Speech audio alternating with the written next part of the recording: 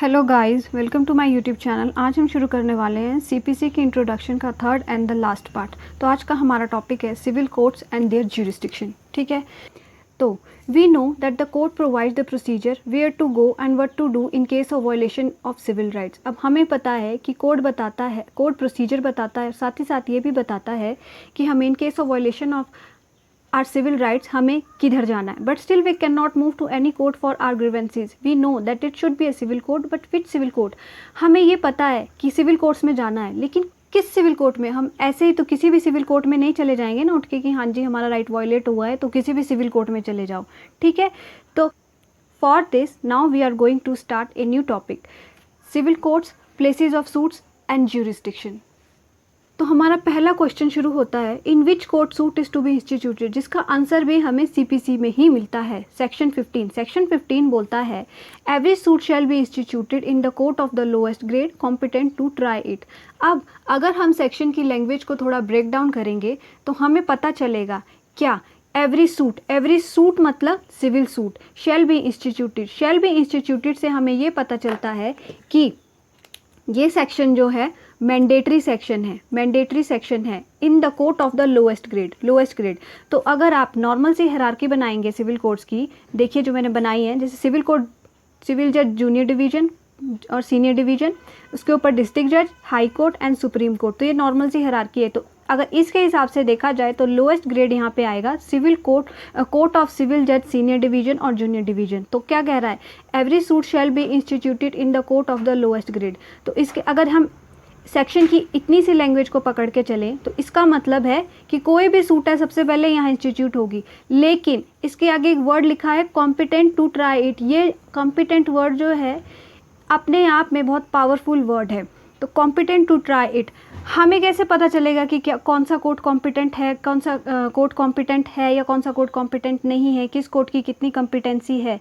तो इसके लिए suit shall be filed in the court of the lowest grade but it should be competent to try the same. ठीक है, तो section की लैंग्वेज को अगर हम प्रॉपरली समझें तो क्या सेक्शन की लैंग्वेज हमें बता रही है, suit shall be filed in the court of the lowest grade but it should be competent to try the same. Court जो है सबसे लोएस्ट ग्रेड के सूट जो है लोएस्ट ग्रेड के कोर्ट में फाइल तो किया जाना चाहिए, लेकिन साथ ही साथ वो कोर्ट क्या होना चाहिए, कॉम्पिटेंट होना चाहिए उस सूट को ट्राई करने के लिए। Now the question is how we decide the competency of the court. अब क्वेश्चन ये है कि हम कैसे डिसाइड करेंगे कि कोर्ट की कॉम्पिटेंसी क्या है और क्या नहीं है। ठीक है, तो इसके लिए कोर्ट की कॉम्पिटेंसी डिसाइड करने से पहले हमें समझना होगा कि कॉम्पिटेंसी का मतलब क्या है। Competency here means jurisdiction of the court. ठीक है, कॉम्पिटेंसी यहाँ पे बेसिकली कुछ भी नहीं है। कॉम्पिटेंसी का यहाँ पे सिंपल सा मतलब है ज्यूरिसडिक्शन ऑफ द कोर्ट। और ज्यूरिसडिक्शन ऑफ द कोर्ट का मतलब समझने से पहले हमें ये समझना होगा कि ज्यूरिसडिक्शन का क्या मतलब है, what is the meaning of jurisdiction. Jurisdiction क्या, चलिए कोर्ट की ज्यूरिसडिक्शन को समझते। The word jurisdiction is derived from Latin word juris meaning law and dicto meaning to speak, which literally means I speak by law. Thus, jurisdiction means the extent of the power of the court or the extent of the authority of the court to entertain the suits, appeals and application. Basically, jurisdiction कुछ नहीं है, ये court की power की कितनी limit है या court की अथॉरिटी की कितनी लिमिट है, किस लिए, टू सूट्स को एंटरटेन करने के लिए, अपील्स को एंटरटेन करने के लिए, एप्लीकेशंस को एंटरटेन करने के लिए। That is basically a jurisdiction, कुछ नया फैंसी नहीं है। 10 अगर नॉर्मल लैंग्वेज में देखा जाए तो 10 ज्यूरिसडिक्शन मीन्स द पावर और the authority of the court to inquire into the facts, to apply the law and to pronounce the judgment and to carry it into execution with respect to subject matter, pecuniary value and local limits. तो jurisdiction को यहाँ पे 3 parts में, ये वाली जो definition है हमारी ज्यूरिसडिक्शन को यहाँ पे हमें 3 पार्ट्स में डिवाइड करती दिख रही है। फर्स्ट है respect to subject matter, second है पेक्यूनरी वैल्यू एंड थर्ड है local limits. A court that has the jurisdiction is said to be a competent. जिस कोर्ट के पास इन तीनों तरह की ज्यूरिसडिक्शन होगी, that court is considered to be a court of a competent jurisdiction and court competent court. ठीक है, नॉर्मल भाषा में कहा जाए competent court according to the language of section 15। ठीक है, अब हम शुरू करते हैं टाइप्स ऑफ ज्यूरिसडिक्शन। जो मेन टाइप्स ऑफ ज्यूरिसडिक्शन है अभी सिर्फ यहाँ वो डिस्कस कर रही हूँ। ठीक है, फर्स्ट है territorial or local jurisdiction. Territorial or local jurisdiction क्या होती है? Every court have territorial jurisdiction beyond which they can not exercise their power. Her court की एरिया के हिसाब से जो है टेरिटोरियल ज्यूरिसडिक्शन जो है वो डिसाइड की गई है, ठीक है, जिसके बाहर वो अपनी पावर को एक्सरसाइज नहीं कर सकते। एग्जाम्पल, डिस्ट्रिक्ट जज, he can not go beyond his jurisdiction which is a district to which he is a district जज। क्या कहने का मतलब है, जो डिस्ट्रिक्ट जज है वो कैन अपनी डिस्ट्रिक्ट के बाहर अपनी पावर को एक्सरसाइज नहीं कर सकता। क्यों? क्योंकि उसकी डिस्ट्रिक्ट के बाहर इट्स वेरी ऑब्वियस कि दूसरी डिस्ट्रिक्ट का एरिया शुरू हो गया है और वहाँ पे जो पावर है वो वहाँ के डिस्ट्रिक्ट जज की पावर स्टार्ट हो जाती है। तो this is a territorial or local jurisdiction. अब नेक्स्ट है jurisdiction as to the subject matter. Subject matter होता है, subject matter the thing related to which आपका सिविल राइट वायलेट हुआ है। क्या चीज़ है जिससे रिलेटेड आपका सिविल राइट वायलेट हुआ है और आप सिविल कोर्ट आ रहे हो। कभी भी समझिएगा, सब्जेक्ट मैटर जो है वो जो चीज़ होती है जिससे रिलेटेड आपका वायलेट हो रहा है, सिविल राइट वायलेट हो रहा है, वो सब्जेक्ट मैटर कंसीडर किया जाता है। तो इसके लिए सेक्शन 16 to 17 जो है वो इमूवेबल प्रॉपर्टी की बात करता है। सेक्शन 18 जो इन केस ऑफ अनसर्टेनिटी, ये इमूवेबल प्रॉपर्टी की बात करता है, लेकिन इन केस ऑफ अनसर्टेनिटी की प्रॉपर्टी, जहाँ पे प्रॉपर्टी का आइडिया नहीं जा रहा है वो किस ज्यूरिसडिक्शन में फॉल कर रही है, हो सकता है दोनों में कर रही हो सकता है एक में कर रही हो, तो in case of uncertainty section 18 apply होता है। Section 19 applies to the wrongs to person और मूवेबल। अगर किसी व्यक्ति के साथ रॉन्ग कमिट हुआ है या मूवेबल के साथ रॉन्ग कमिट हुआ है तो किस कोर्ट में जाना है, किस तरह से सूट फाइल करना है, वो सेक्शन 19 बताता है। सेक्शन 20 जो है others section 20 basically residuary section जो इन सब से हट के बचा कुचा है वो सेक्शन 20 कवर करता है। नेक्स्ट आ गई आपकी pecuniary jurisdiction. Pecuniary jurisdiction guys money wise jurisdiction होती है और ये डिपेंड करती है आपके सब्जेक्ट मैटर की वैल्यू पे। सब्जेक्ट मैटर की वैल्यू कितनी है उससे पता चलता है कि पेक्यूनरी ज्यूरिसडिक्शन बन रही है कोर्ट की या नहीं बन रही है। कोर्ट्स को भी मनी वाइज ज्यूरिसडिक्शन ग्रांट की गई होती है। कोर्ट्स की भी पेक्यूनरी ज्यूरिसडिक्शन के अकॉर्डिंग लिमिट सेट होती है, ठीक है। तो ये हमें बताता है सेक्शन 6। नेक्स्ट है अदर ज्यूरिसडिक्शन। वो जो तीन हमने ज्यूरिसडिक्शन की वो मेन ज्यूरिसडिक्शन है। ये दो और तरह की ज्यूरिसडिक्शन है, appellate and original jurisdiction. Appellate jurisdiction आप लोगों को पता है, जब भी कोई कोर्ट जो है अपील्स को डिसाइड करता है तो वो अपनी एपिलेट ज्यूरिसडिक्शंस में काम कर रहा होता है।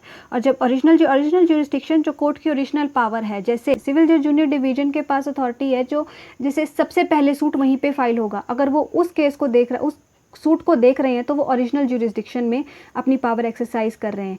और इसी तरह अगर डिस्ट्रिक्ट जज को देखा जाए, जब वो अपील्स को देख रहे हैं तो वो अपीलेट अथॉरिटी में पावर एक्सरसाइज कर रहे हैं। लेकिन डिस्ट्रिक्ट जज, अगर आप हिंदू मैरिज एक्ट पढ़ा होगा तो हिंदू मैरिज एक्ट में साफ साफ लिखा है कि डिवोर्स की पिटीशन के लिए आपको डिस्ट्रिक्ट कोर्ट ही जाना पड़ेगा, ठीक है। तो अगर वो डिवोर्स की पिटीशन देख रहा है डिस्ट्रिक्ट जज तो वो ओरिजिनल ज्यूरिसडिक्शन में काम कर रहा है। रिट ज्यूरिसडिक्शन हम सबको पता है किनके पास है, high court and supreme court के पास। अब हमने काफ़ी टाइम से ये पढ़ लिया कि सिविल राइट वायलेट होता है तो हम सिविल कोर्ट जाते हैं। तो एक सिविल राइट की नॉर्मल सी डेफिनेशन अगर देखी जाए, सिविल राइट क्या है? The word civil is not defined in the code but it pertains to a private rights and remedies of a citizen as distinguish from the criminal, constitutional and public law rights. तो word civil जो है वो code में कहीं पे भी define नहीं किया है, लेकिन इसका क्या मतलब है? सिविल राइट्स का क्या मतलब? सिविल राइट्स का वो मतलब है वो वाले राइट्स और रेमेडीज सिटीजन्स के जो क्रिमिनल, कॉन्स्टिट्यूशनल और पब्लिक लॉ राइट्स से अलग हैं। तो सिविल राइट्स की एक सिंपल सी अगर आपने डेफिनेशन लेनी हो, वो सब राइट्स जो क्रिमिनल, कॉन्स्टिट्यूशनल और पब्लिक लॉ राइट्स से अलग होंगे वो सब सिविल राइट्स में फॉल कर जाएंगे, ठीक है। अब सेक्शन 9 आपका बात करता है courts to try all the civil suit unless barred. This is the language of the section 9 and it is operational provision of the CPC। If we analyze this statement there are 3 condition. Section 9 को apply करने के लिए अगर हम section की 9 की language को देखें तो सेक्शन 9 को ऑपरेशन में लाने के लिए 3 कंडीशंस जो हैं वो फुलफिल होनी चाहिए। फर्स्ट है dispute must be civil in nature, court should have jurisdiction which is not expressly और इम्प्लाइडली बार्ड, ठीक है। अब ये डिस्प्यूट जो है वो सिविल नेचर का होना चाहिए। इसको हम डेप्थ में तब करेंगे जब हम सेक्शन 9 करेंगे। Court should have the jurisdiction हमने अभी समझ लिया अच्छे से कि क्या है और किस तरह की है। Which is not expressly and impliedly barred, expressly और इम्प्लाइडली बार्ड को भी हम डेप्थ में तभी करेंगे जब हम सेक्शन 9 करेंगे। अब हमें ये पता चल गया कि ज्यूरिसडिक्शन किन कोर्ट्स की है, किस कोर्ट के पास जाना है, लेकिन उस ज्यूरिसडिक्शन पे कोई ऑब्जेक्शन लगा सकता है? ठीक, जी हाँ, बिल्कुल ऑब्जेक्शन लगा सकता है। ऑब्जेक्शन टू ज्यूरिसडिक्शन की बात करता है सेक्शन 21 टू 25। सेक्शन 21 जो बात करता है ऑब्जेक्शन टू ज्यूरिसडिक्शन की बात करता है। सेक्शन 22 ट्रांसफ़र ऑफ 22 एंड 23 जो है वो transfer of the suits from one court to another court की बात करता है, इनके अगर कोई ट्रांसफ़र करना चाहता है, ठीक है। Section 24 powers of the district court and the high court, ये डिस्ट्रिक्ट कोर्ट और हाई कोर्ट की पावर की बात करता है कि वो किन सिचुएशंस में सूट को एक कोर्ट से दूसरे कोर्ट ट्रांसफ़र कर सकते हैं। और सेक्शन 25 जो है सुप्रीम कोर्ट की पावर की बात करता है कि किन सिचुएशन में सुप्रीम कोर्ट के पास पावर है कि वो सूट को एक कोर्ट से दूसरे कोर्ट ट्रांसफ़र कर सकते हैं। तो अब हमें ये पता चल गया कि कोर्ट कौन सा है, किस कोर्ट में जाना है, ज्यूरिसडिक्शन क्या है, किस तरह का मैटर होना चाहिए, सिविल राइट होना चाहिए, सूट ऑफ सिविल नेचर होना चाहिए। लेकिन अब हमें ये कैसे पता चलेगा कि सूट को इंस्टीट्यूट कैसे करना है या इंस्टीट्यूशन ऑफ द सूट क्या होता है, तो उसके लिए बताता है section 26 institution of the suit. Order section 26 is read with order 4। तो इंस्टीट्यूशन ऑफ द सूट्स बात करता है every suit shall be instituted by the presentation of a plaint or in such other manner as may be prescribe. तो section 26 बात करता है हर एक suit किस तरह से इंस्टीट्यूट होना चाहिए by presentation of the plaint,